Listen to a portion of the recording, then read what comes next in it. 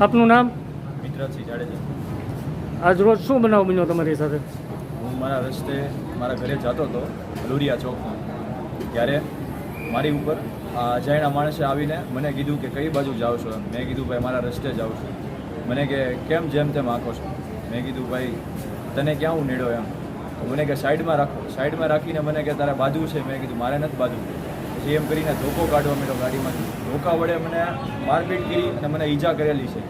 અને ત્યારબાદ અંદાજે આમ કેટલા જણા હતા?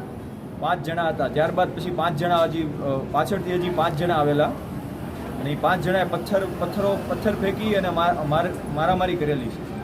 તમને કાંઈ નુકસાન કે લૂંટ મોબાઈલ કે એવું કાંઈ મારા થયું? પૈસા લઈ ગયેલા છે. કેટલા પૈસા લઈ ગયા? 500-500 ની નોટો હતી. મેં ગણી નહોતી. બરોબર. તોય અંદાજે 3-4 નોટો હશે. તમે આ મારામારી સંદર્ભે પોલીસ ફરિયાદ કરશો? હા, તમે શેમાં વ્યવસાય કરો છો? હું વકીલાતનો વ્યવસાય કરું. ઓકે.